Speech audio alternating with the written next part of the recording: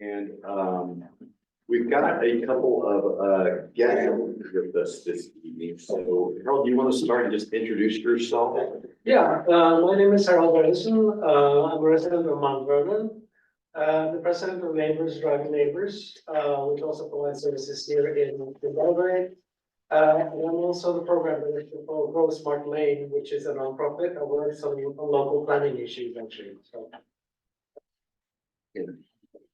Go And ahead. I'm Sandy Colt, and I'm newly the vice president of Neighbors Driving Neighbors, and I was invited here by Barbara Allen to share some of our information regarding rides in Belgrade. And I asked him to come because he's much better. I am. I live in Belgrade. So ma'am, who are you? Christina Wilson. I'm a citizen of Belgrade. All right, it's the most important title in the so, so we have some folks here to talk about transportation, to also talk about housing. I think housing is probably gonna be the more robust conversation. Do we want to start with that, or would you rather talk about transportation first and move into housing? Any thoughts by the committee? Let's start with housing if that's gonna be easier. Okay, all right. So, the first thing I'd like to do is just lob a bomb into this conversation. I've been thinking a lot about this, especially after our discussion last month about economic development. And recently, I was, there's this fellow who lives in Winthrop. He used to work for Maine Housing. Harold, you may know him. Do you happen to know a fellow named Steve McDermott? Yeah. Yeah, so very smart fellow when it comes to housing issues. And we were talking about housing plans in the town of Winthrop. And one of the things they said that really struck me was that without a plan to encourage and guide development, you get what you get when it comes to development. And so that's how, for instance, we end up with a light industrial activity on Hewlin Road, or a light to heavy industrial activity among a cluster of homes on the West Road. And when I first arrived in Belgrade, one of the things I was told is that don't even think about zoning in this community. We should think about zoning in this community. And politically, for some, that may be a non-starter. But if we really want to encourage, for instance, the development of affordable housing or workforce housing, there are no tools at the town's disposal right now without zoning to encourage that sort of development. Or I shouldn't say no tools, probably very few tools, especially when you have limited government and limited resources in order to pay for those. And so I just think that we should have an honest discussion, and that this should be one of the policies and strategies, not to implement it, but to at least have an honest discussion as to the merits of zoning, so that we can, you know, craft some places where we would like to see housing, or where we would require that there be housing development as opposed to being commercial development, and vice versa. Anyway, that's my bomb I wanted to start off, my bombshell I wanted to start this conversation with, so I'm interested in y'all's thoughts. My thoughts are, I was gonna ask that very question, being brand new on the board, why isn't there zoning? And I think we should incorporate that in the comprehensive plan, so zoning does happen. Yeah, so for those who don't know, Dan's background is in architecture, so Dan, tell us why you think that is a worthy thing to consider. Well, it's gonna be inevitable, you know, it's gonna be either forced upon us, or we're gonna be smart and beat everyone to the punch. I mean, every town that wants to grow smart, gonna have zoning in place, because it's gonna basically cover their interest and make sure that it's pushed in the direction that the town wants to have it. That it's kind of a fail-safe, and without it, you know, like you said, the planning board has been shoring up all of our strengths to this point. But it's gonna break at the seams at some. There's just gonna be something that they can't get to, and we should protect ourselves in a zoning environment, so that's my take. I just wanna say that, you had said, why isn't there zoning? Yeah. And I'm not definitely speaking on behalf of people that don't want zoning, but I can tell you from a multi-generational Please. Belgrader that people own the property and they just don't wanna be told what they can do with it. That's basically what it comes down to. So I think that there's the old philosophy that's been there forever and all of this development and new people joining the community and want to protect where they're living, which I completely understand. Sure. So I don't know how we can get over the pushback to zoning. But that's a good thing to talk about too, is how strict, like when you get into basically it's the commercial end of it that I think people are concerned about. So how do we designate, well, this could be commercial and this can't, when people have owned the property forever and ever? Or do we have something where if a commercial entity wants to go into a certain area, it has to go before the planning board and stuff, and then it's looked at on a case-by-case basis? I don't know what the solution is. Maybe it's two-tiered, maybe it's, first, you tackle the commercial, that's like the one that should be put in place as quickly as possible, and then the second tier is for residential. But across the board, it should be a standard, so. Or, you know, in the alternative, Dan, you could designate general residential housing zones in which commercials could not locate, thereby protecting those sort of neighborhoods. And then in your more rural areas. So in Winthrop, there are commercial zones, there are residential zones, and then there's also rural zones. And in the rural zone, like almost anything goes. Right. You could have a commercial development or a residential development in a rural zone. And so, maybe there's something to be gleaned from that model here in Belgrade, where at the very least you carve out some place where we say, this is where we want residential development to happen. And it's sort of a safe zone, if you will, Sure. from commercial encroachment. Yep.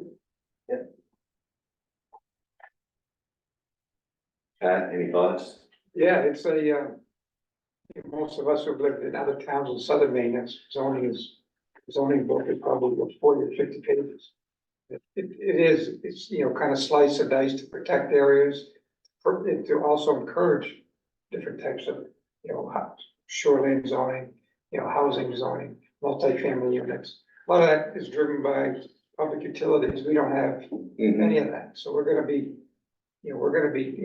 limited as what we can do as far as density. Unless there's another way to figure out, major chamber septic systems or water Yeah, systems. Exactly. So, Well, and that's one thing that got me to thinking about this, is one of the tools that you can use to encourage affordable housing development is a density bonus.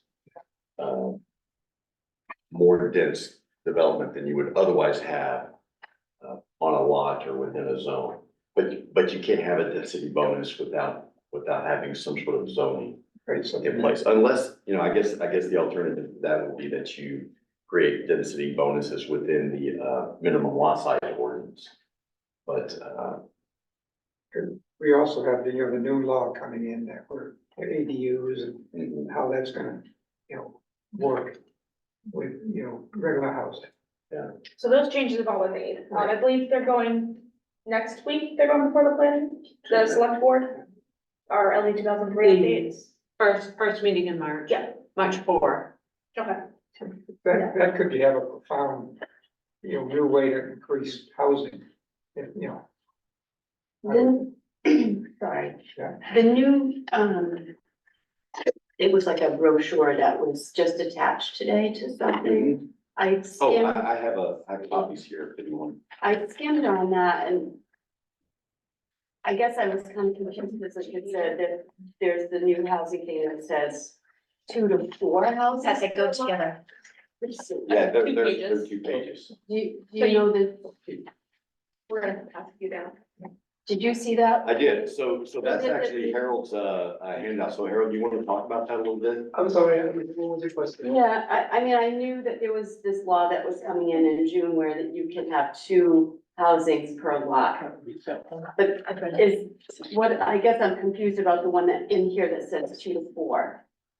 Yeah, so in growth areas where, for towns that have zoning for growth areas, then they will allow up to 4 units ADUs. But in, for example, in a rural area or an area that has, well, you know, where you don't want to have a lot of development, then it's 2. So it depends on whether it's a designated growth. The town has designated a growth area, people living there will have, let's say, more options to develop than if they live in an area, rural area, for example. So, So that's all part of that law that's coming in June, yes. but it has to be combined with another ordinance to be 4. Is that what you're saying?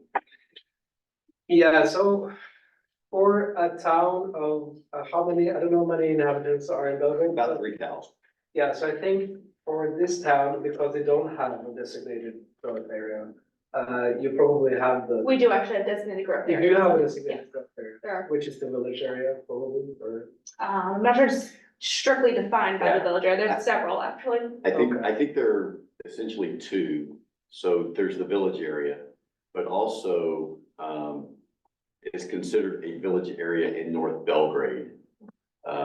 Probably around where the Tukey lumber, development is in that area, I believe the third is in the In the depot. depot, I think the the depot. depot is also. around, Yeah. Hammond lumber.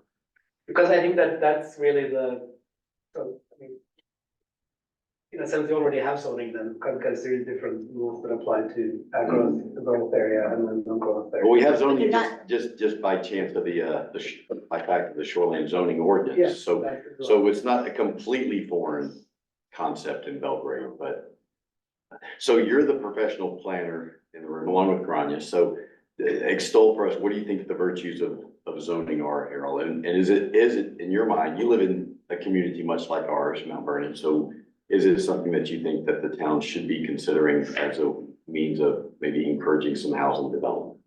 Yeah, I think what you said initially is that it gives the town the tools or the strategies to, in a sense, control growth, and you can like say where we want growth and where we don't want growth. And I think the second thing is, which is clearly, and I often hear this, is like, you know, zoning is a dirty word, don't mention that in the meeting. So, and I do think that having a process with the community, it's gonna take, maybe when you update the comprehensive plan, that's a good framework for it, to have that discussion with the community, what are the benefits, the drawbacks, and kind of demystify it a little bit. See what comparable towns have in place, because I feel like that's something that's, you know, makes it relatable. Visualizations, like what does, you know, duplex, let's say you mostly have single family, you know, or units, you know, what does a duplex or a fourplex look like? And like, because when you start to talk about housing, people get worried about, okay, what type of housing, who's gonna move here, and so on, and so it's important to have a kind of an educational awareness process around that, having that discussion in the community. So I think those are maybe the 2. But it's very hard for me to say, yes, you should have zoning, or you shouldn't have zoning, but I mean, if that's the way, you know, that the community wants to go, I would say that that's a very inclusive process, yeah, it's kind of important. You know, when you start talking about multifamily developments, people's mind immediately jump to Section 8 housing. And one of the things Steve has taught me is the difference between affordable housing developments and Section 8 housing, which he says it doesn't actually exist anymore. Like there are no Section 8 developments anymore that are being built now any longer. So maybe help us to maybe equip us with that knowledge, so when we confront those questions. So I would think, because it's, you know, what's your amount of, so let's say it's seasonal residences, short-term rentals are increasing across Maine, maybe driving up at least private housing prices in some communities. It's problematic to find affordable housing for seasonal workers who maybe work at the restaurant, at the, in the village, works at the stores, and kind of serves that tourist or seasonal economy.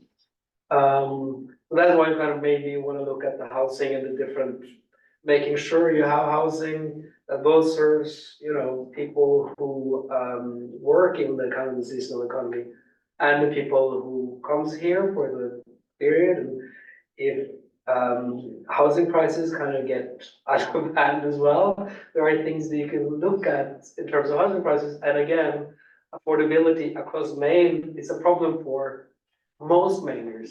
Housing affordability is a problem for the majority of Mainers. It's not only for, the, let's say, bottom 20 of the income scale. It's really across the board that the people can pay too much compared to their income. I think it's like 30% is usually, yeah. So having that discussion, and kind of, as I said, demystify what that means. Yeah. So Section 8 housing is federally subsidized housing.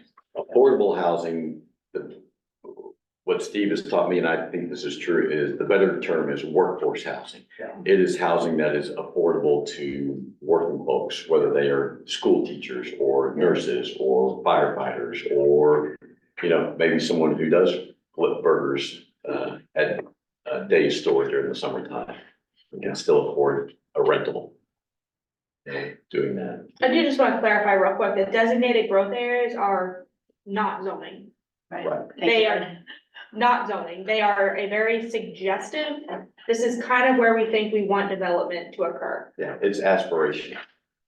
At a stretch. Yeah.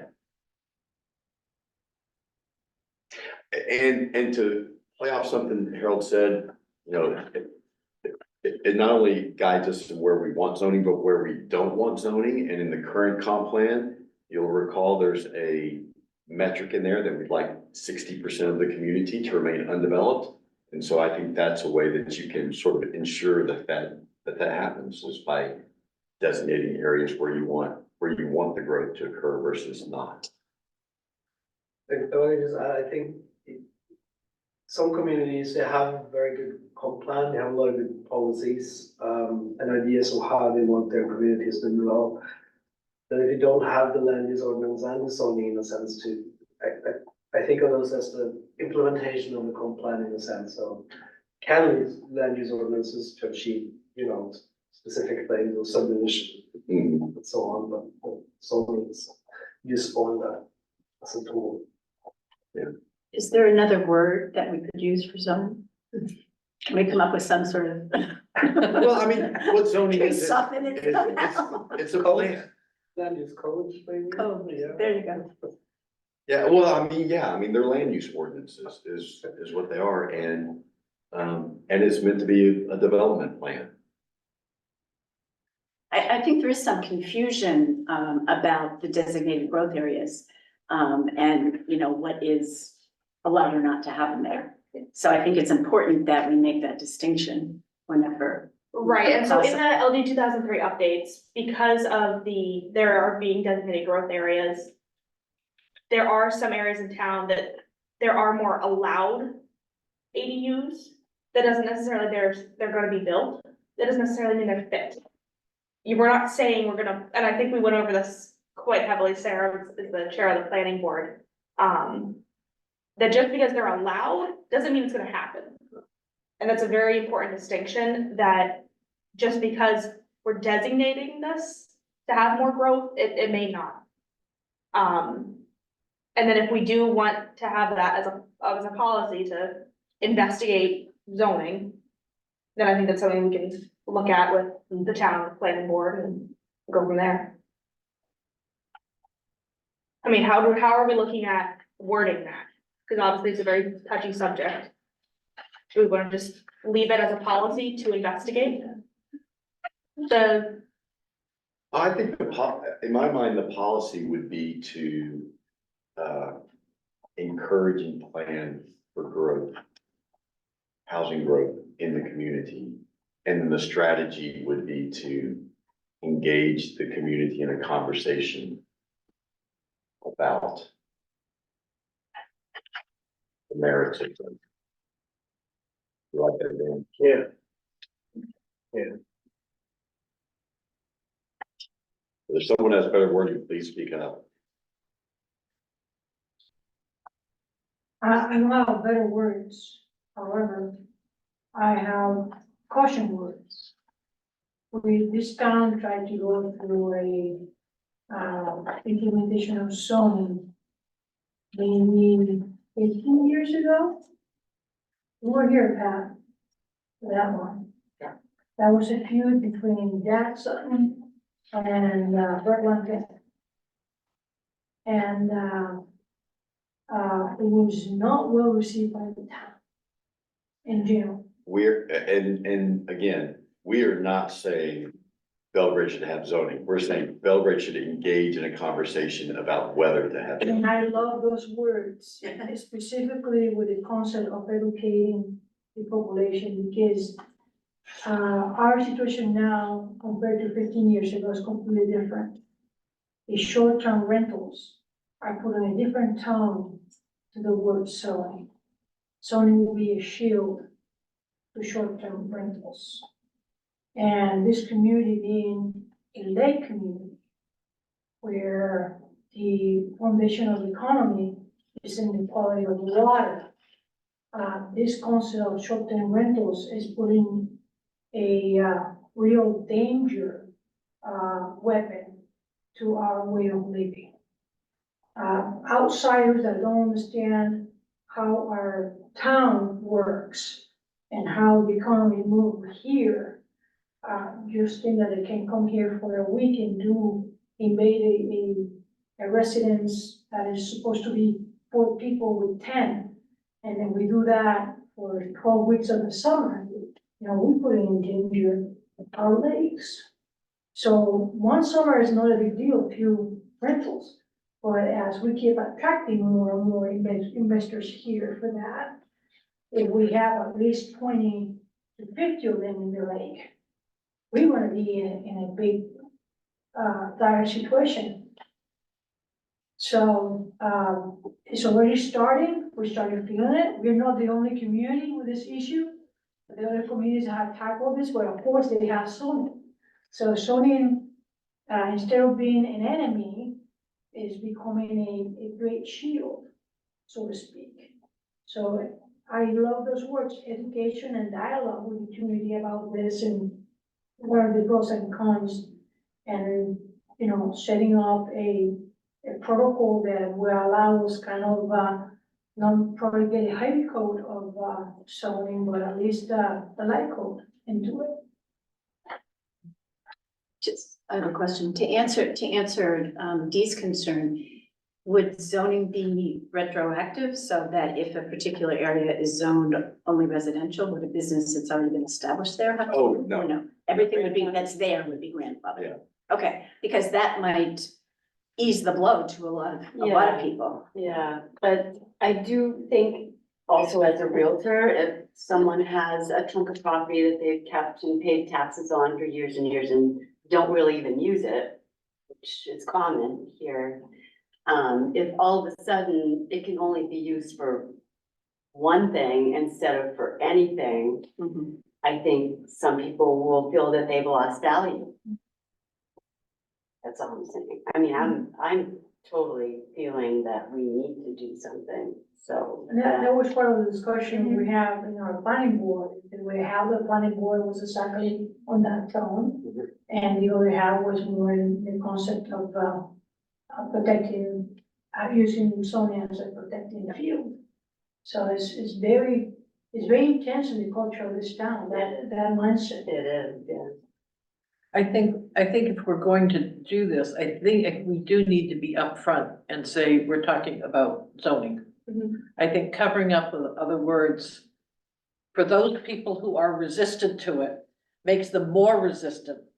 What you're really talking about zoning, but you don't want to call it zoning, and I think that will feed resistance.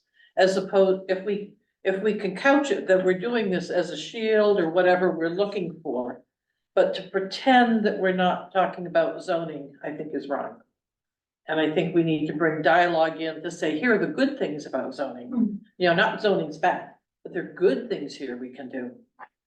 So that was one, and the other just aside, we talked about seasonal housing and workforce housing.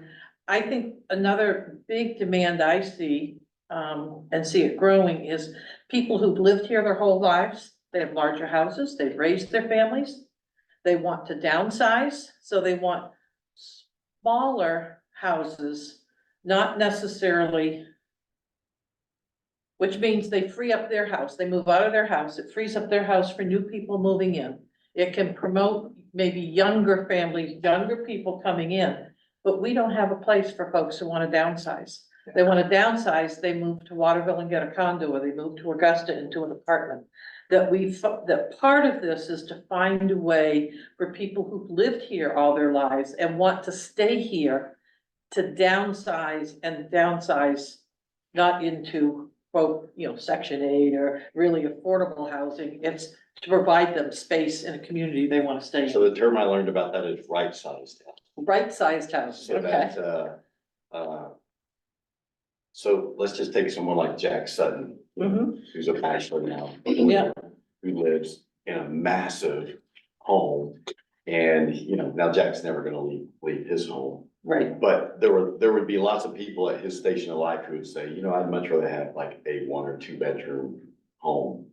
And, there are very few of those, or 800 square foot condo, or a yeah. something, I mean, something But you're small. right, that sort of right-sized housing, and it's not just for seniors either, it could be for young people who are just Right. starting out, in their careers, or young couples who are Right. childless, or maybe have one child, and so, but you're right, Carol, that does also open up housing stock for other people. For other As people people coming. make that transition into right-sized housing, so I think it is important that in some way, Grania, that the plan reflect a desire to have more right-sized housing, because we have all these huge farmhouses in our community, but I mean, it's why Christina and I moved into the schoolhouses, because we looked at one another one day and said, do we really want to be climbing stairs Yeah, right, in 20 years? And we said, no.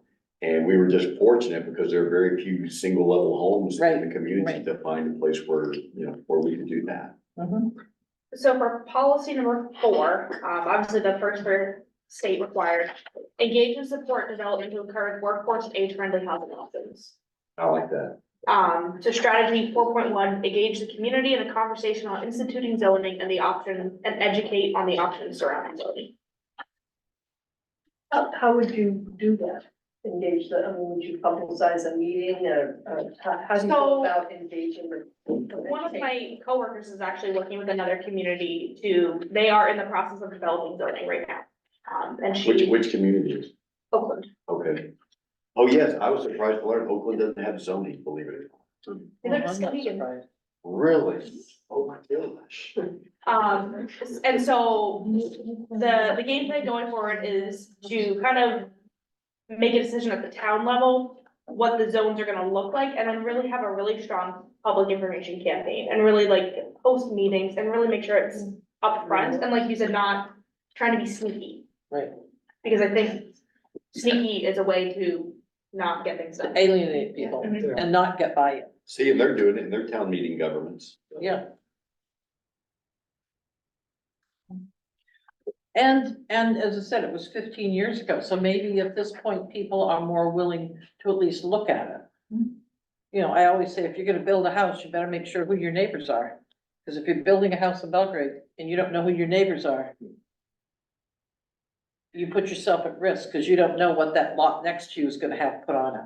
Well, and to speak to your point, Dee, and believe me, I always thought that Texans had this really strong mindset of, it's my property, my land, I'll do what I want with it. And Texans are bush leaguers compared to Mainers when it comes to that sentiment. But I always say that your property, your rights end where your neighbor's rights begin. And so, you know, which of us would want our neighbor to start a pig farm Right, on their property? But without zoning, there's nothing to prevent that from happening. unless you're in the shoreline zone. Right, right. So do we have phrasing for a strategy on the age-friendly, right-size strategy, how we wanna phrase that? Or do the same thing as, or do we wanna lump that in with the engage the community in instituting zoning? Well, I was gonna ask Harold, so, I mean, you presented us some ideas here. Are there any tools or strategies that you, or that, Grow Smart Maine typically recommends to small rural towns as far as encouraging housing development? So one of the, I don't know, what's your minimum lot size? 1 acre. 40,000 square feet. 40,000 square feet, okay. So one thing is to increase the density of housing. For example, you want to downsize, right? Mhm. In Mount Vernon, we have a lot size, I think it's 2 acres, so it's like one house on every 2 acres. But if you want to downsize, small houses close together, it's cheaper to build, it's more efficient, it's less driveway to for snow removal. There's one stop for the school bus, it's cheaper for the town, tax-wise, to have people living together because you provide services to, let's say, more people in a smaller area. Right. So I think that's one of the things that is kind of the intuitively kind of, having a hard, allowing people to live on smaller plots of land in a sense and build, for example, a duplex, on an acre or, you know, something like that, instead of having like one single family house on, you know, each plot of land. So I think that's, to me, is like the kind of low hanging fruit of, low hanging fruit in terms of housing, you know, having, it's cheaper than having people spread all over and for the town, so the tax, you know, people listen to the tax argument, will hear that and then, it takes up less, natural habitat, for example, because you kind of incentivize growth towards the growth areas rather than the farmland or in the habitat. So I think that's a way to, a good way to start, at least having a discussion about density. So again, that would be an examination of the town's minimum lot size ordinance, which if you reduce that, if you had zoning and you could easily reduce that in your general residential zones in order to encourage that more clustered development. Yes. Could you say that a 2-bedroom house could be on a lesser size and a 1-bedroom house could be on a lesser size? Cause that would, subjects would be different, you know, it would, Right. it wouldn't encourage more affordable housing because it would be a smaller house. Yeah. What do you, Square foot as well as bedroom. yeah, what do you think of that idea, Hans? You saw me shake my head. That's all well and good when you build a house, but then you sell the house and the next owner has ideas that I'm gonna add on another bedroom, I'm gonna convert this. If they wanna do what they wanna do with their own piece of property. But in that instance, Hans, they're coming to you to get a building permit in order to build that extension. At that point, don't you say, well, wait a second, your septic system's not adequate. If you do that, you're gonna have to add another tank or more leach field. You or have to whatever. expand the field, but again, if you. Oh, but the size of the property wouldn't be big enough to put another bedroom. I mean, wouldn't it be the lot size is? It would depend that if you reduce the minimum lot size. If you reduce the minimum lot size only for a 2-bedroom and maybe even reduce it slightly more for a 1-bedroom. So that if someone wanted to increase it, they couldn't because they're limited to that lot size. I So- hate to so do if- this, but we do need to focus on our policies and strategies. Yeah. I know the zoning's a really important conversation, Well, I but we think, do need to I think- make sure we stay kind of. yeah, well, I on our think task what, here. at least what I'm sort of hearing or getting at is, should one of our strategies be an examination of the minimum lot size ordinance to explore ways that you can incentivize or allow denser development? Or you have And a certain affordable area. housing. You know, a 1-bedroom or a 2-bedroom is gonna be more affordable, and that is an encouraging element to encourage. Yeah, so help us out with the wording. No, I'm sorry, but I just think it's a good starting point as well, because instead of saying, zoning is taking away your rights, you're actually now allowed to do more with your property than you were before, right? You're actually giving people, the same a little bit with the ADU ordinances, that now everybody is allowed to build an accessory dwelling unit. And before, the town could actually say no to that, but now the state says, yes, you can. And a little bit the same here, is that it's much more easier to start the conversation with the community when you're saying that, look, we're giving you more opportunities to do things in the area that we want to have. Sorry. Well, and I think you need to designate areas where you could put denser housing. Because if you have your own and you've built this big lovely house and next door comes in 4 small houses on the lot, that may not be what you're looking for. So we would designate areas where you could have denser housing. So that, and I think in small houses, everyone talks about small houses, but that type of a situation, so there's an area that encourages that. But that doesn't mean that every lot in town encourages that. So for our policy, we would examine, so we actually don't have a land use ordinance in Belgrade. It's minimal, it's all under the minimum lot size. But that So would be a policy or strategy for our future land use, you think, as opposed to right here, or would this be the appropriate place for it? I'm not sure updating the land use zoning would be appropriate here. I think that would make more sense in our other chapters that are gonna be more in depth on the use. So are there any other, as far as very housing specific root things that we wanna look at or examine? Yeah, I think we should carry one over from the last plan, which was, strategy number 11-1. And it was review the subdivision requirements. And so that was completed in the rewrite of the subdivision ordinance, but that ordinance was 30 years old or some such whenever it was rewritten. And so sometime in the next 10 years, we need to revisit that ordinance so that we don't go another 30 years without updating it. So, How about instead of strictly subdivision, we extend to all the housing ordinances? That we biannually review them and make sure that they're current, that they're following along with the town's progress? yeah, I just don't know, outside of the subdivision ordinance, Hans, are there any land use, I guess subdivision, maybe minimum lot size, are there any other? Just multiple. Multifamily. Oh, multifamily. We just did those two. Finally did. Like, okay, yeah, Subdivision might be where we can address the zoning too.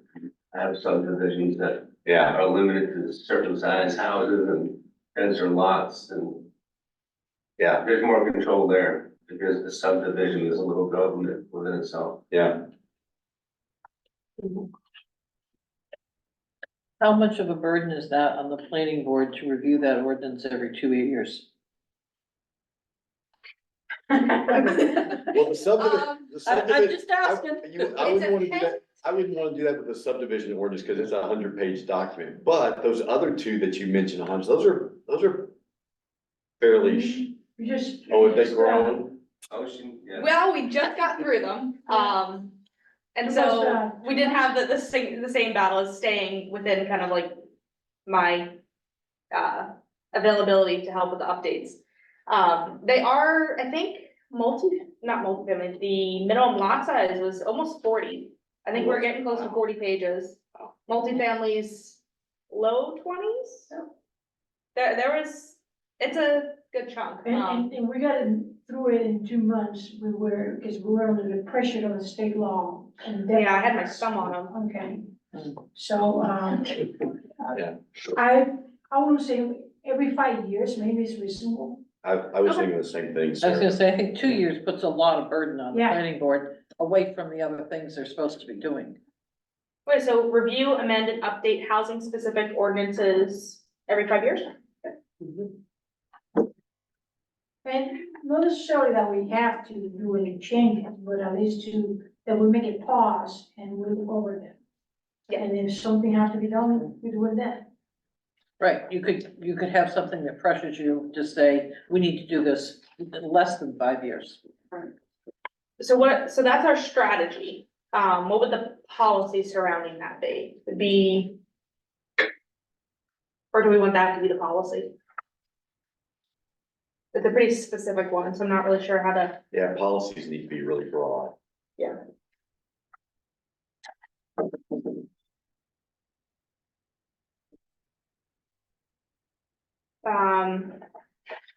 Could it be to encourage denser housing such as seasonal housing, workforce housing, right size housing?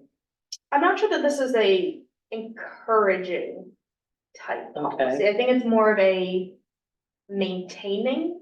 It's really, it's a maintenance thing. And We can't it's, maintain something we don't have yet. well, we have we have the ordinances. Have the order, yeah. So if we maintain awareness. Can we continue to encourage? You said it's not an encourage policy, but can you continue to encourage? Yeah, we can do, and continue to encourage. I just like when I'm reading through these, the encourage ones are, we're having the implementing party go out and find things, look things up, host town meetings. And this is maybe more internal, where it is the planning board that's doing it, so I'm just not sure if I feel like encourage is the word we wanna go with. Could it be something like we review the ordinances to, ensure that they're still effective in that period of time? Or effective or working, you know what Yeah, I'm I think saying? so that's our strategy. Okay, so how about this as a policy? Ensure that Belgrade's municipal ordinances regulating related to or impacting housing are reviewed regularly and kept up to date. And then there could be two strategies. One would be ensuring the zoning ordinance complies with current main statutes. And then the second one would be schedule reviews and updates every 5 years of all related land and zoning ordinances.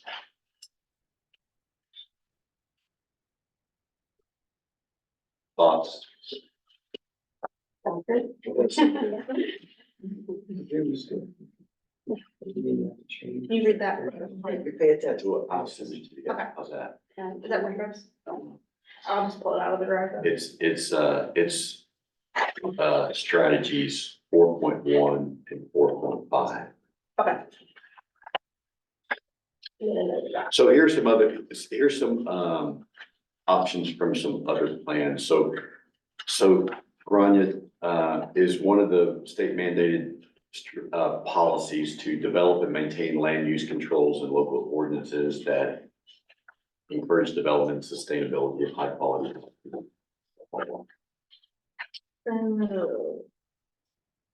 Not that wording, the state is to encourage and support the efforts of the regional housing coalitions in addressing affordable workforce housing needs. Okay, let me play off that. So here's a suggested, strategy that I think would be good for our community.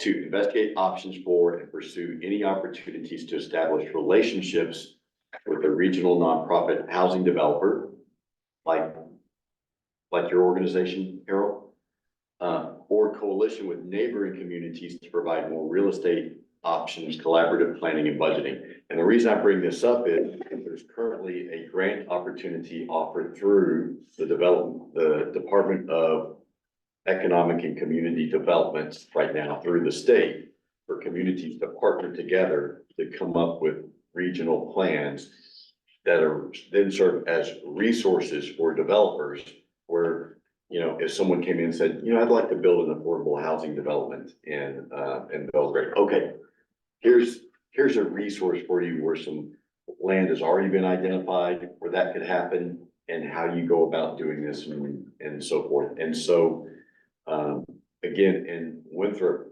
we are planning on submitting an application under that grant program to partner with the towns of Manchester and Reedfield to do that jointly so that our land use ordinances also are in sync with one another so that one is not wildly different than the other. And any developer who comes into those communities, we can hand this to them and say, hey, here's the rules of the game for our community and here's some here's some available parcels where you might be able to develop these sort of lands. And so I think you could develop the same sort of synergy in Belgrade with other neighboring communities. So that's the grant that we were gonna meet on. I'm not sure if we're gonna go with that exact project type, but that is I something. mean, we're there's like a dozen different It's pretty broad. outcomes, desired outcomes. But the point is to try to get communities to start planning for their growth, encouraging it and guiding it, and when possible, working with other communities to do so. So, thoughts? One question, does Belgrade have a desired, growth area now? Has it been looked at and, saying the Route 27 corridor area or some of the major roads is parcels, have they been identified? I don't, Yes. not that I'm aware of Yeah. specifically. I thought that was part of the, map, operation. So we plan. have our previous rendition, the designated growth areas mapped. It's not down to the parcel level. Yeah. That is something that we as a comp planning committee are gonna have to do. We'll do future and current and future land use chapters. That would help someone, developer looking at, okay, you've got Mhm. 40 acres here, you've got a perennial stream here, you can probably get a density here, here's a soil type, et cetera, et cetera. And then it's a lot easier to make decisions, it's, jump off from. Yeah. the planning, when you have that already done. Do we look at, like watershed type things as we're putting in for density? Versus to make sure that it's not, before we even mark it as a higher density area, approved area, do we know how it's gonna affect the watershed and the lakes? Well, I think the sort of effort that I just talked about, that's part of the plan is, okay, where does development make sense? Hmm. And then when a developer comes into your community, you can, they have at least some guy. And there are language in the ordinances about water quality and the effective development.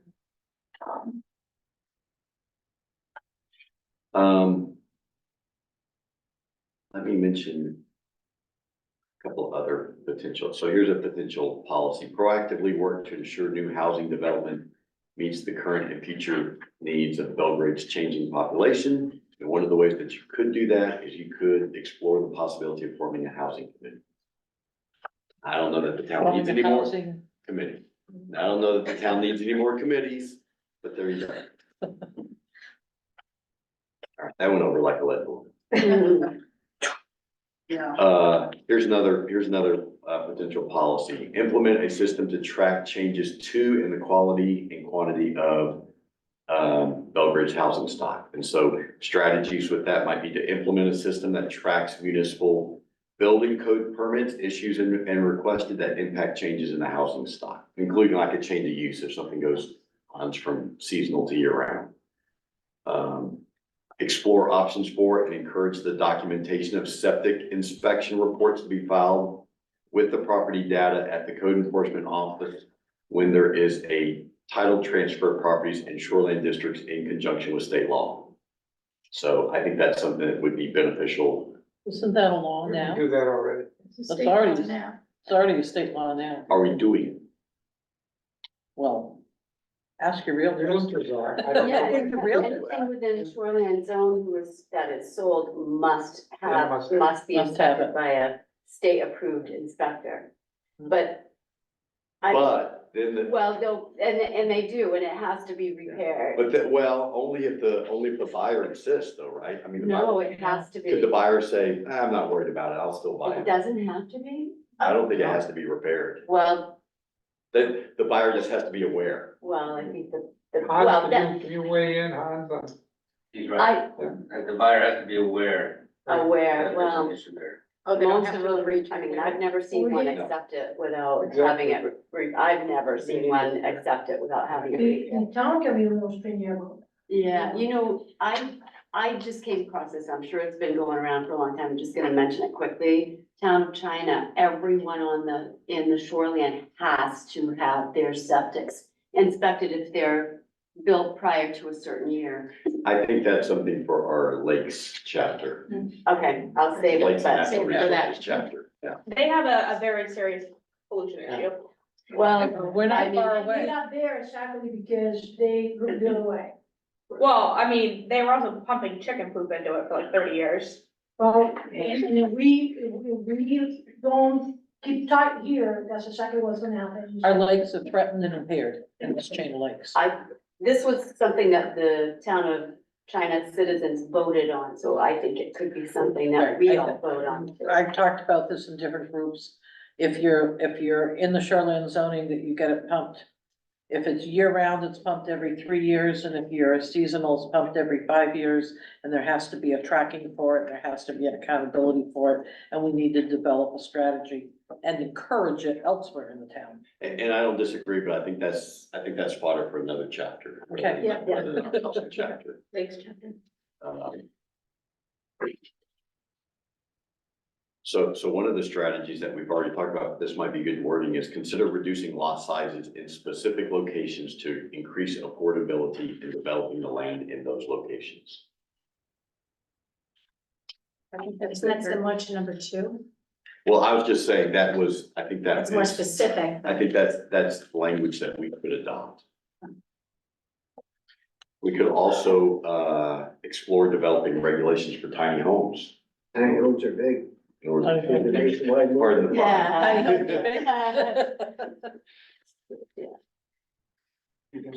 I mean, Harold, would that be a way of, again, of increasing density? Yeah, it's an interesting idea, yeah.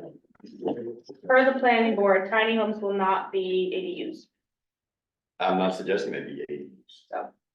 I'm suggesting they be tiny homes, not accessory dwelling. Wouldn't they need like a more advanced infrastructure though? I don't feel like if you have, 10 little tiny homes there with everybody using septic and well water, is that gonna work? And electricity? It does at our camp, dear. They're not there all the I time. know, but it's just a matter of having, a shared septic and leach field and a shared, water system, or well. So it's possible that it could be, the only reason that it's not done year round is because those camps are not, equipped to be lived in year round. So how about under 4? So our policy number 4 is engage and support development to encourage workforce and age-friendly housing options. How about we do a 4.2, investigate non-traditional housing options, Such as feasibility? tiny homes, just to give future people involved in these efforts an idea of sort of what the thought process was, what that might entail. Sure. Or cluster development, I Or mean, is that cluster a category that we want to specifically mention?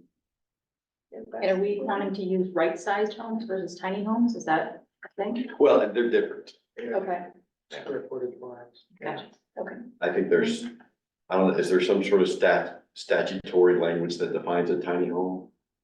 Yeah, we're excited, they just passed it a couple years ago. This town is trying to figure out how to not have clusters of them. When you talk about increasing the density of the homes, which I think is a great idea, could you also add to make it seem a little more attractive that there would be an opportunity to explore concentrating resources, whether it was with public transport or, just different, when you get a group of people living in one area close to each other, you can start imagining what kinds of services could be nearby them to give more support to that, to that group of homes. Whether it's, the school bus stop, you have a shelter for all the kids to get the school bus together or other things. Well, that's interesting. Harold, do you think a planned development district could result in more affordable housing development? It's hard to say, I mean, yes, it If there could. were some mixed But uses. I would start with where your resources already are. Where is your library? Where are your services? Where's your store? Where are the different things? And then kind of, rather than plan a new community, kind of build on where people already want to develop and live in a sense, and then take that as starting point. But that being said, you know, maybe it's reached it's been saturated in a sense. Along with examining the minimum lot size ordinance, do you think that there's any value in exploring overlay zones that could then create that density bonus? So when you talk about density, so there's kind of two sides of the coin in a sense. There's where you don't want people or you don't want to encourage people. I don't say you don't, it's good to not say you can't do something or you have to do something, but it's like you have incentives for development where you want to have development.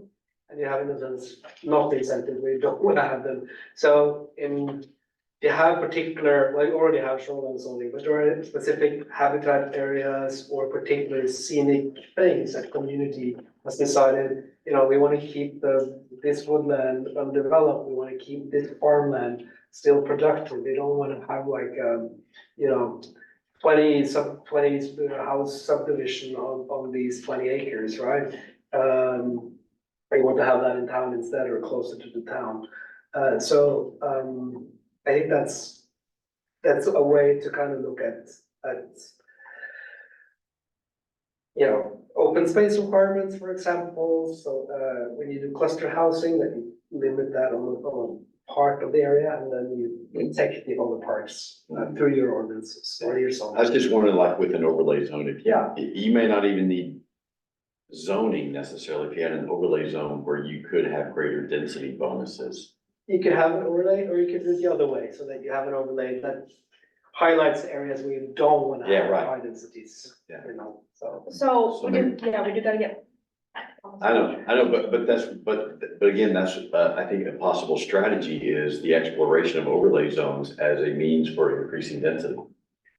I mean, we haven't even said if we want zoning, let alone an overlay zoning. Yeah. I know, but what I'm suggesting is maybe you have the overlay without the underlying zoning attached to it, where you say, okay, in this overlay zone, our minimum lot size isn't going to be an acre. I don't believe it would be an overlay zone then, because you're not overlaying. Would you need the underlying In zoning? a sense, yes, because what the overlay does, it takes the zoning and it adjusts it. Yeah. In a sense, you Okay. know, so, and it applies more selectively for specific purposes. When you think about zoning, it's really rather than thinking about the nuts and bolts, think about the purpose of that area, right? Is this where we wanna have farmland? Is this where we wanna have our natural resources like hiking? Is this where we wanna have growth and economic activity? What's the purpose of it? And then you start to think about, okay, that's what the community wants the purpose of that area to be. And then you start to think about, okay, we wanna increase density, we wanna decrease density. We wanna allow these and these uses, we wanna disincentivize other kinds of uses. So I think, yeah. So, and that's the community discussion in itself, so. Okay, so I've got a policy that may speak to your point, Sandy. How about this? Implement policies and ordinances that facilitate the development of a thriving village that includes mixed use, parentheses, commercial and residential buildings. So not that I don't know that there's a lot of opportunity for that in the village, but an Are you example. talking about in the existing village? Mhm. But an example of that would be the fact that Melissa and Kurt, you know, have at least for a time lived above Dave's store, Right. ergo making that a mixed use building. And so there may be other opportunities. I don't even know if under our ordinances now, whether or not you can do that sort of thing now. But again, that's implement policies and ordinances that would facilitate that sort of mixed use within buildings in the village. I mean, the reality is, there's not much more land available close to the village that you're going to put a cluster housing into, or, No, but what I'm thinking of is redevelopment of existing. well, I'm properties. thinking of the depot used to be thriving, had its own store, had its own things. North Belgrade used to have a thriving area. So do we now look at encouraging ways to have a thriving center in some of those other parts of town? Because it can't all be about the village, and the village doesn't have a lot of land there. How do we re-energize other parts of the town? Yeah, Call it South Belgrade or North Belgrade or the Depot or whatever. if you're gonna have mixed use though, I think you're gonna have to have something, some sort of synergy already there, unless you've got someone who's just really visionary, who comes up with. Aren't we? Do you want more people in the village area or? No, that's not what I- Lakes? No, no, I'm not talking about having more people in the village, I'm talking about potentially having mixed uses of commercial and residential of buildings in the Like they village. store, they could have a store downstairs, make them an apartment. That's against attracting more people there. And we do Well, have I mean, sensitive septics through the village, so I Yeah. think we have to be careful on that. I understand, but I view it as sort of maximizing your use of buildings versus, Oh, I see. It's interesting. and maybe you could have something like that in some of the other places in town, but you're gonna have this, someone who's really visionary who comes in and says, okay, I'm Then with that, gonna build a microbrewery on the bottom and then have lofts on top of it. you're gonna create an attraction to a very small area, and again, is it balance with the lakes or not? Balance with the protection of the lakes. Because anybody that invests will always want their money back. And the only way that can get your money back is by having other people put money in. So it's more tough. So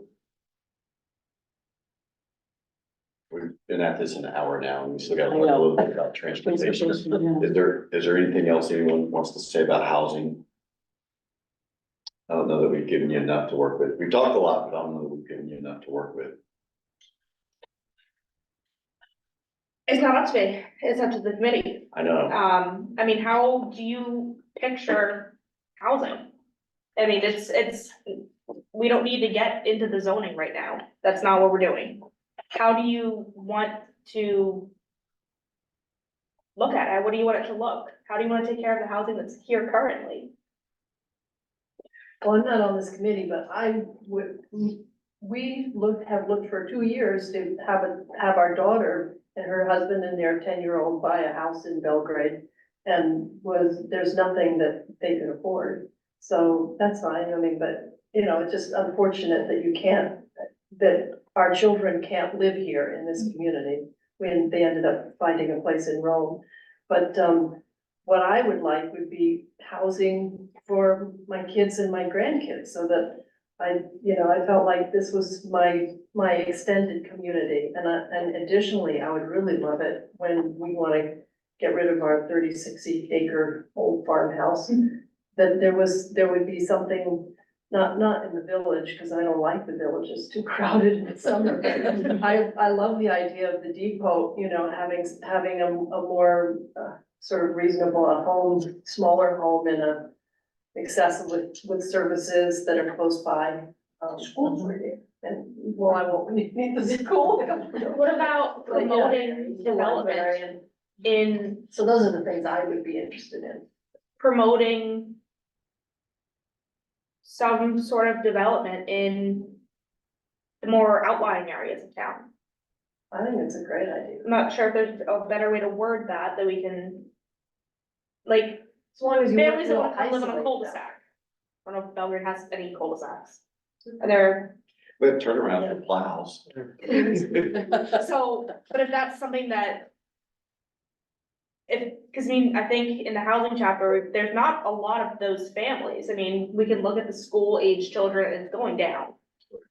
So how do are there any policies and strategies that we can put in here that can kind of trigger us in a year when we open this up again, be like, hey, maybe we should kind of. Going back to 11.1, the subdivision rewrite. I think probably, hearing Dee's desire and the other conversations in the room, we might be able to seek the 10% of affordable housing goal in our subdivision, allow 10 or 15% of the lots to be half size. Therefore, you've got half the real estate investment, smaller home, be mandated, pending the septic and sanitation requirements. But if we do a subdivision ordinance rewrite, then that could be retroactive to existing subdivisions that have been sold out.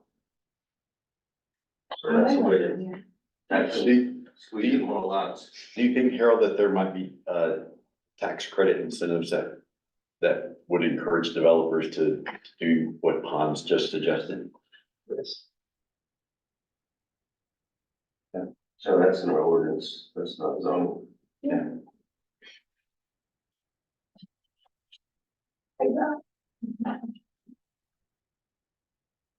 So a tax incentive from the town of Belgrade? No, those are federal tax credits, but what I hear Hans saying is carve out a niche in the subdivision ordinance where if you have a subdivision, let's say it's gonna be 20 homes, then you may set aside 3 of those that are more affordable or right-sized housing or workforce housing, where the minimum lot size isn't necessarily an acre. You know, maybe it's 3/4 of an acre or half an acre or whatever it is. And that would be allowable within that subdivision under the ordinance. And again, that's increasing your density. So if it's 30 acres, maybe take, 3 or 4 acres and have a smaller lot size. I don't know, our mobile home ordinance is a reduced lot size. The multifamily housing has a reduced lot size, so it's following a pattern that we already have. So amend subdivision ordinance to allow 10% of approved lots to have And less. 15, I think scale might be important, because if you're talking 20 acres, well, 10%, you can create out of 2 lots without 4. But if you got a 40 or 50 acre plot, then having 15% scattered around isn't gonna be, make it look like it's just a tiny house subdivision. Right. So, Yeah, well, why don't we say at least 10%? yeah, at least 10. That gives us room to. Yeah. Do we want a maximum? They like no more than I half. would say it's, we need to come up with a scale, this is just off. Out of my head. No more than 30%. No, you want 30, because then your small lots might outnumber your big lots. So I would say no more than 20%. But again, this is an ordinance that has to be written So or rewritten. another way to do it is to give the developer density bonus to say that you can build houses on smaller small part of same number of houses, but on a smaller parcel of land, so it costs them less basically, the developer. If there is a certain set aside for affordable housing or, housing that is, accessible, for example, for people who make the median income in the village, or in the. Yeah, in the I think towns or it's something. typical, like 80% of the area median income. Yes, or it could be more, it could be 100, Yeah. housing Yeah, it is could not. be. Yeah. But I think the state standard is 80% of the area median income and spending no more than 30%. Of your monthly income on household expenses. So I like that idea. But I think there are good examples of both types of ordinances from other towns who have explored similar ideas, so.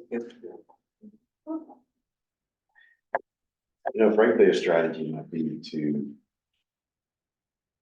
explore the strategies, as Harold just suggested, of other communities.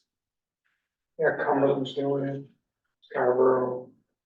These are, That's interesting, Pat, we might look to Southern Maine, which is struggling with they'd this. be more innovative down there because they have to. Yeah, They've got to, having lived in that area for a while, they're, people are just pouring in, so they've got to. Yeah. Find ways to do it and still keep the environment. Yeah. Might have to make them succeed to another state, right? yeah. So maybe that's it, is just to explore the strategies of, how Southern Maine communities have increased density. But now I have in the view the lakes. Yeah. They don't have lakes up there. The ocean will, you can put everything in the ocean. What were you gonna say? I don't think so. Did we cover enough about senior housing? I know Carol talked about sort of the downsizing, but do we need to, do we want to specifically address seniors as a population that needs consideration? So we did non-traditional housing opportunities, i.e. cluster developments, tiny homes. Do we want to add on to that, or do we need a different strategy under that age-friendly housing option policy? So Grania, maybe it's worth exploring, I forwarded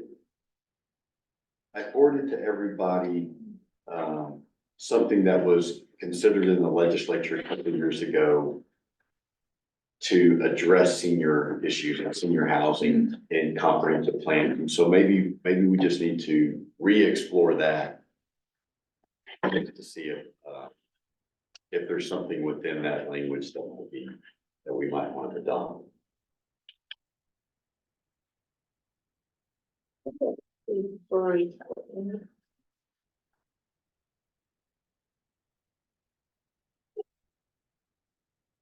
Just for my information, are you talking about like individual homes or like a facility type setup? I know that there was a group when Denny Kesha was here, there was a group that looked at, maybe even some sort of a facility, mini Granite Hill or something like that here. But I just think that with the population, with the aging population that we have, and as Carol mentioned, the need or the desire for people to want to downsize but still stay in the community, but that seems like that's a particular group that we want to pay attention to. It would require like, for, I guess, outfitting the house as accessibility and that kind of thing. So one of the things from that legislation that carries this, there was a line at the bottom of it that said, ensure that land use policies encourage aging in place and appropriate housing options for older residents and address issues of special concern to older adults, including transportation to and accessibility and availability of needed services. So again, I think that sort of speaks to having those sort of strategies within a comprehensive plan. Anthony, aging in place, meaning aging in Belgrade as opposed to aging in your home. Correct. Okay. Yes, correct. Yeah, I mean, the intent was so people don't have to move in order to accommodate their goals. Right. Or change communities They would have to change community, but they'd move out of their big house into their right-sized house. their right size house. Like a tiny house. Yeah. Okay, let's talk about transportation real quickly before we run into time this evening. I was gonna say that last point kind of leads right into the transportation, at least as far as neighbors driving neighbors, because that was Right. started, as you all, I'm sure know, by Dan Onion and Sandy Wright, and he started it because he was a geriatrician who saw elderly people in Mount Vernon having to end up going to Augusta Nursing Home rather than staying in their community because they did not have rides to their doctor's appointments or for shopping, because they didn't have family around it, a network to help them. So that was the original intent of it when it started, but of course, it's just where it started. I don't mean that's Right. good. But Well- for me, I'm a retired geriatric nurse practitioner, and that's always been my particular interest in neighbors driving neighbors, is its ability to, help elderly stay in their communities. Well, and if there's not, if stores and restaurants and so on, what we have is in the village and the village can't really expand significantly, that we find another place that part of it would be transportation, either to the village or to Oakland or Augusta or whatever. I mean, that's another piece of it, but you have them localized, so it's easier to manage transportation needs. Right, good carpool. Carpool, bus pool, van pool. Right. But that's bringing people to the services. Or not allowing services going to people. Yes. So last year, Katie Cap drove 10 Belgrade residents over 18,000 miles to medical appointments around the state. And that is with the very limited funding that Katie Cap gets. So they do not have a designated route that comes into town. They're actually, I know they've recently cut a couple of them. There Yeah, is so- a new group that's kind of starting up, age-friendly communities of the lower Kennebec. So yeah, it's Aflac. So Belgrade might be a little bit outside of there, but that is a group and they're reaching out to Manchester as far as that lower Kennebec region that is kind of looking at the transportation shortages is really a big one and the lack of walkability, the lack of Right. bikeability, any ability you can come up with, really. So maybe that a policy would be to come up with somebody at the municipal level to be engaged in that sort of, if there isn't somebody already to kind of sit on one of those committees to get involved and be a voice for Belgrade there. Well, one of the things, were you at the Katie Cog, annual meeting this year? Yeah, that's Aaron at Katie Cat. Yeah, so a representative from KB Cap just talked about how their budget's been decimated. By, Yeah. was it Congress or the legislature? Both.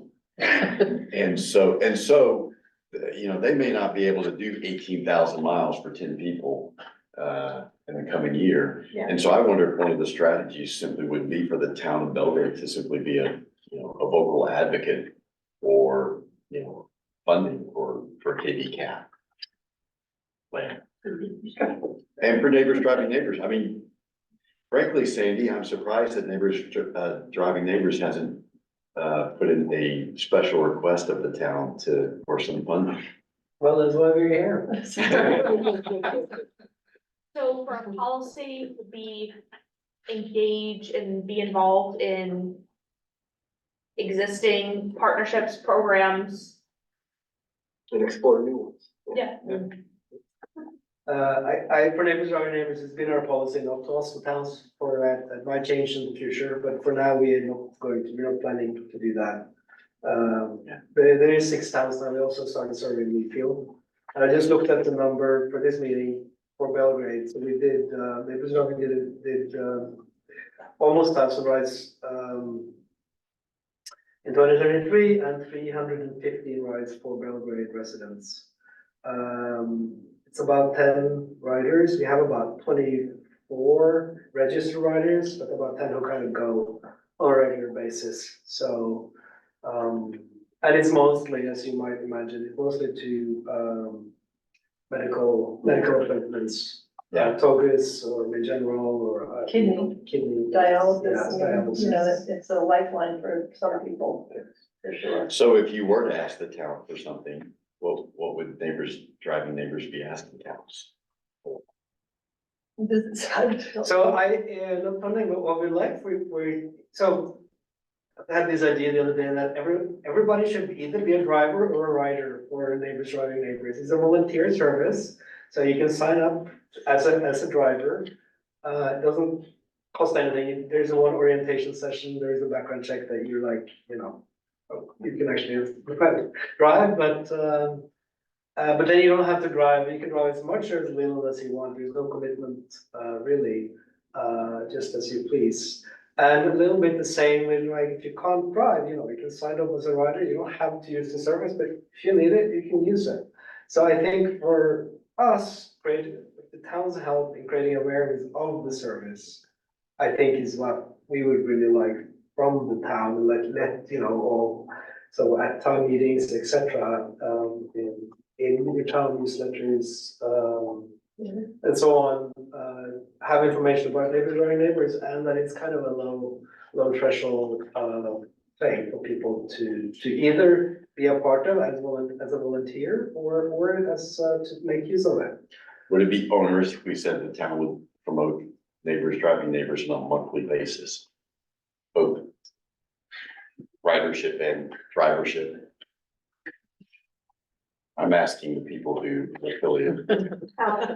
Maybe in your newsletter, if you have a town newsletter, maybe have a Newsletter little. comes out 3 or 4 times a year. 3 or 4 times a year. We have a website. We have a website, we have a. There's a Facebook page. Yeah. And then there's a bulletin board out there as well. So And I read the newsletter, they have the newsletter.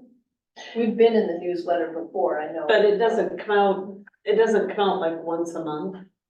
It's 3 times in year, sometimes 4.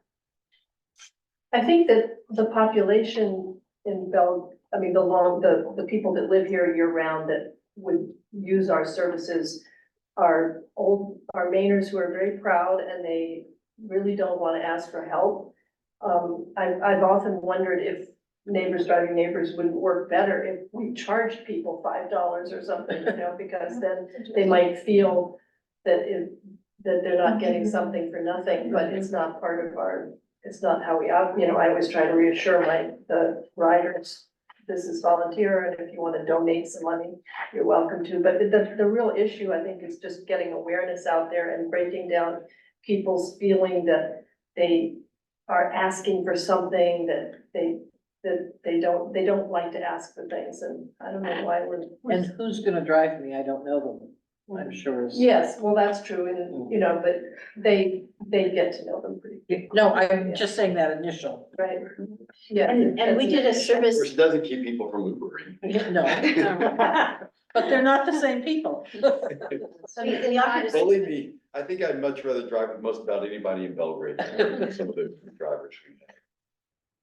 We offered a service between Neighbors Driving Neighbors and the Belgrade Library, as far as delivering books to people who couldn't get out. And that was started right at COVID, and it seemed just before COVID.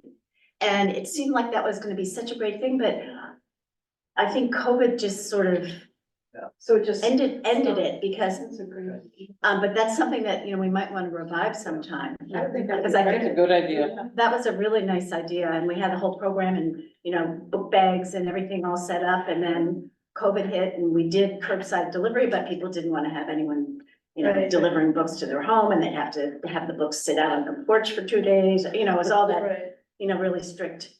Well, I think one of the really strong things and wonderful things about Neighbors Driving Neighbors, as opposed to KV Cap, which is extremely useful, but they only do medical visits.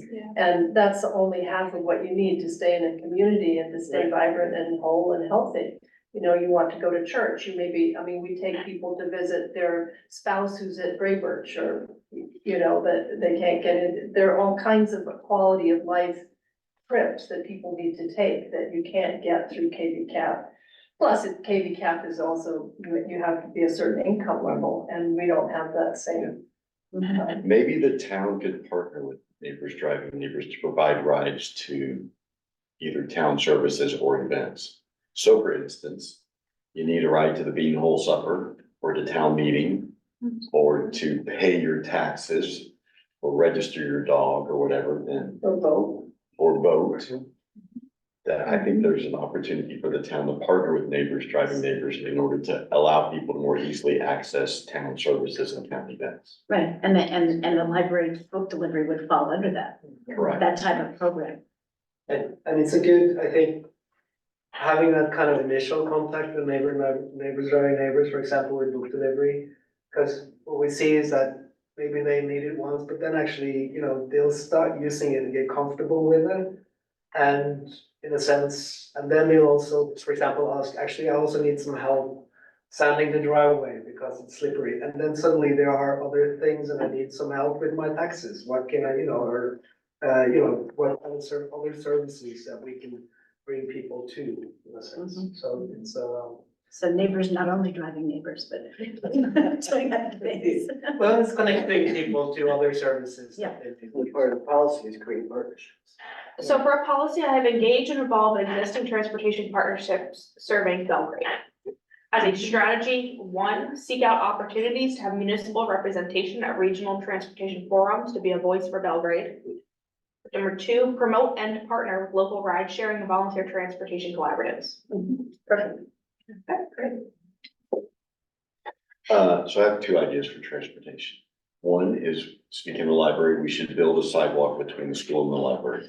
Yes, We absolutely. Okay, had that discussion. we had this discussion the other day. And Hans was the one who spoke to it, that, do you wanna say what you said, Hans? RSU 18 does not walk their students anywhere. Not even from in Oakland from the middle school to the high school. Okay, but if I'm in the 4th grade, so I'm 10 years old.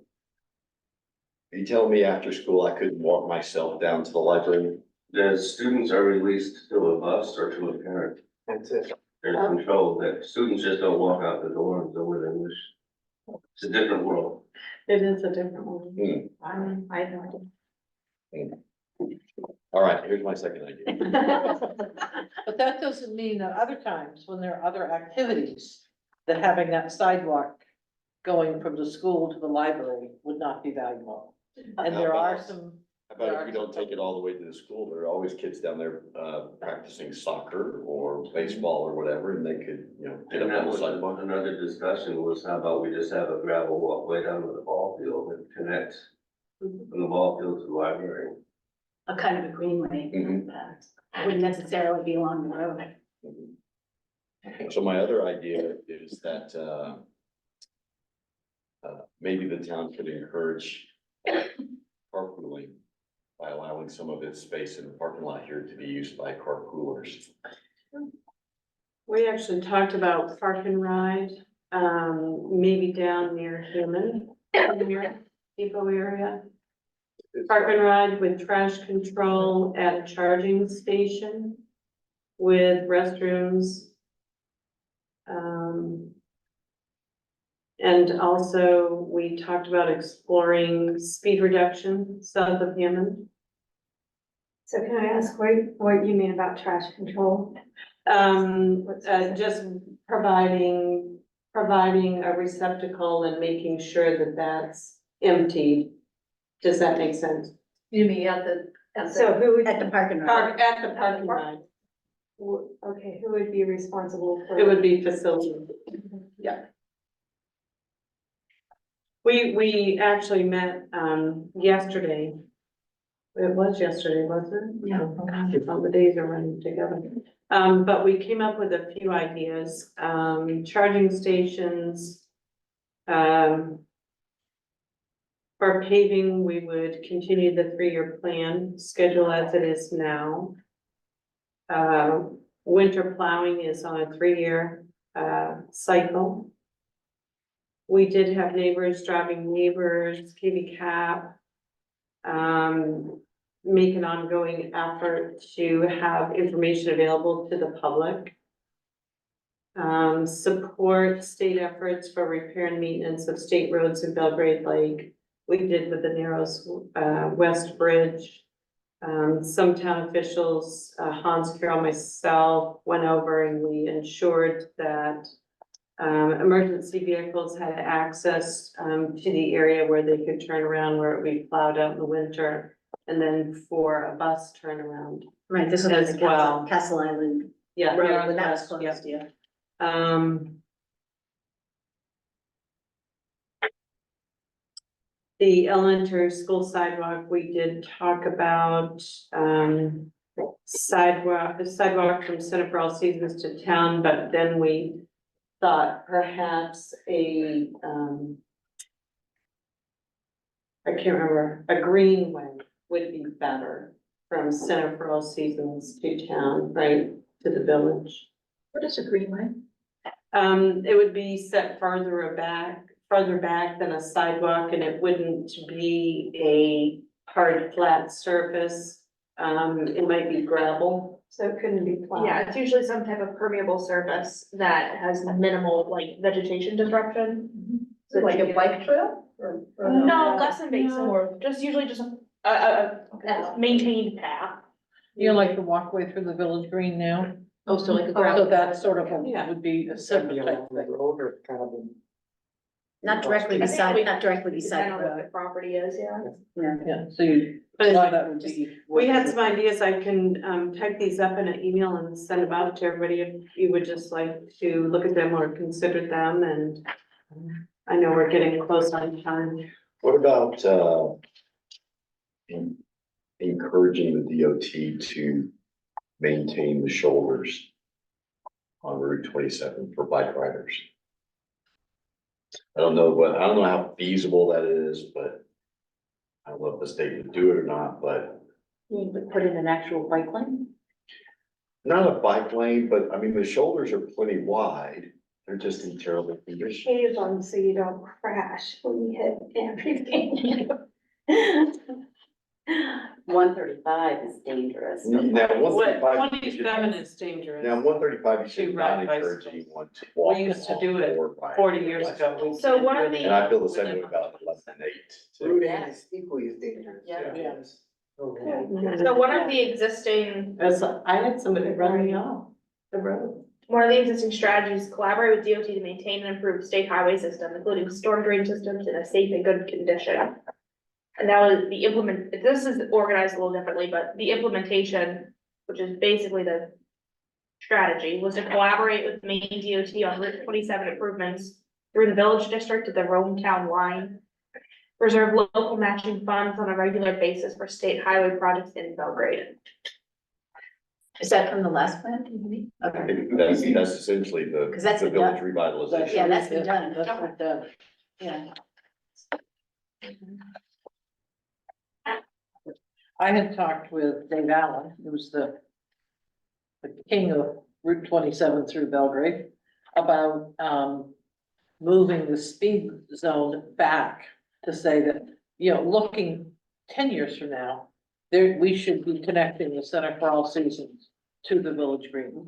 And any development of the village is going to be south because there is no way to develop the village to grow to the north. I mean, it's done. Well, if it happens, it's Rome's problem. Well, yeah, so but there should be a way to connect those. And he was telling me that, with the speed that they go, they don't encourage sidewalks. I mean, well, that's why we want you to slow the speed down, so at the Center for All Seasons, you're at 40 or 45 miles an hour. You're not at 50 or 50, whatever we are now. Actually, they've slowed it 45 some. or 45 now. at this 45 now, and we're suggesting it slows down sooner. And he said, well, when you get the growth, then you can slow the speed down. Like, well, you can't get the growth if the speed's fast.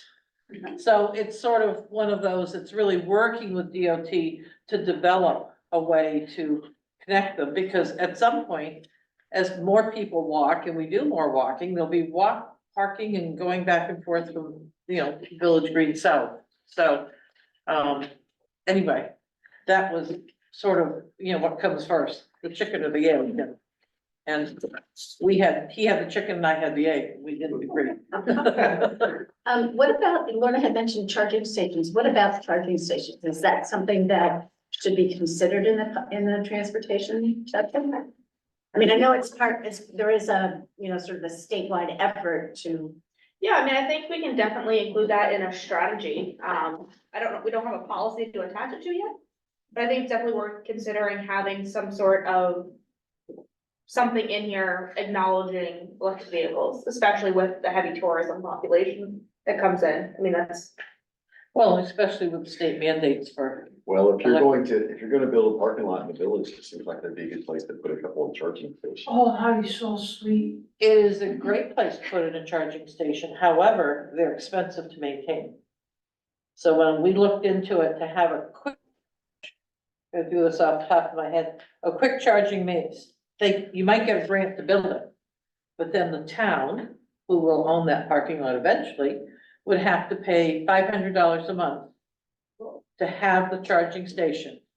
And that $500 a month would be offset by the fees they would collect for people I charging. wouldn't want it to be a quick charging station. But no, that's a slow charge. The quick charging was almost 2,000 a month.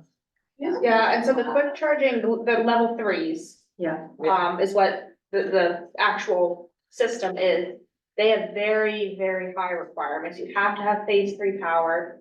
You have to have designated transformers specifically for that. There's a lot of infrastructure that goes into them. The phase 2s are the slower charge. And those are the ones that you're gonna be sitting there for a couple hours. But that's fine, because you sit there and you go down in the village. Right. And And do what so you need to do. those are a lot less expensive. And those have a lot lower maintenance, like you were saying, and there's different ways you can pay for it. There's a lot of different programs that can help buy the stations too, CRP. But if you have a parking lot that initially is going to be a seasonal parking lot, you can't afford to put a charging station in. So what is our policy is to encourage clean energy transportation? Yes. Okay. Encourage clean and alternative transportation methods.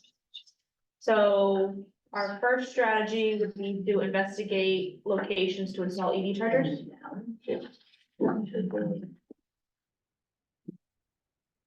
And then another one would be looking into options for building greenways and sidewalks.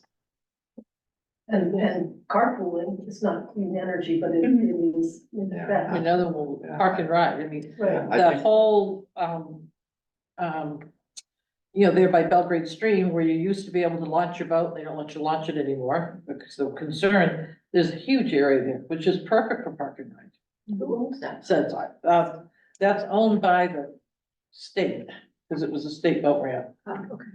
So I don't know if it's IF&W, do you know? That'd be nothing. Yeah, so, but maybe that's something we need to work on some cooperative agreement with them to encourage, because that really gets people, you can have someone from North Belgrade who wants to carpool with someone from the village, and they've got a perfect place. People Do from it. North Belgrade Keep do not going. want to carpool with someone from the village. Maybe, We are making progress, Mr. Belgrade. maybe somebody from Rome. We have another committee that needs the room. Oh, I thought they were meeting in a small conference room. I don't think They want the Zoom and the owl. They have two people that Zoom in. There's no one out there. All right, so next month, we will talk about natural resources. Yes, sir. And so, Brian, does that mean the chapter? Or- Yeah, so next week or next month, what is that date? The third Wednesday, right? Yeah. Okay.